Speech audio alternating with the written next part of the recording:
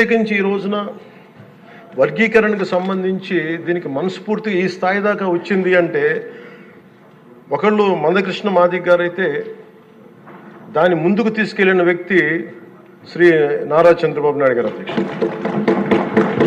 అలాంటి ఆత్మగౌరవ పోరాటాన్ని ముందుకు తీసుకెళ్లి దాన్ని ఆంధ్రప్రదేశ్ ఉమ్మడి రాష్ట్రంలో ప్రవేశపెట్టిన ఘనత, దాన్ని ముందుకు తీసుకెళ్లిన ఘనత శ్రీ నారా చంద్రబాబు నాయుడు గారికి మన గౌరవ ముఖ్యమంత్రి గారు దక్కుతుంది అధ్యక్ష. ఈ రోజున దేశ స్థాయిలో దీన్ని ముందుకు తీసుకెళ్లగలుగుతున్నాం అంటే ప్రధానమంత్రి గారు దృష్టిలో పడింది అంటే దానికి నాంది ఆంధ్రప్రదేశ్ నుంచే పడింది అధ్యక్ష.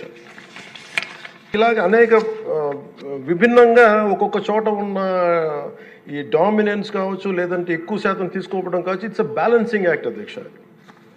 ఇది వీటన్నిటిని గుర్తించి మనస్ఫూర్తిగా ఈ రోజున నారా చంద్రబాబు నాయుడు గారి ఆధ్వర్యంలో ఈ రోజున ఈ ఎన్డీఏ కూటమి ప్రభుత్వం ఈ మా రిజర్వేషన్ వర్గీకరణ బిల్లుని మనస్ఫూర్తిగా జనసేన తరపు నుంచి మనస్ఫూర్తిగా మేమందరం సమర్థిస్తున్నాం అధ్యక్ష.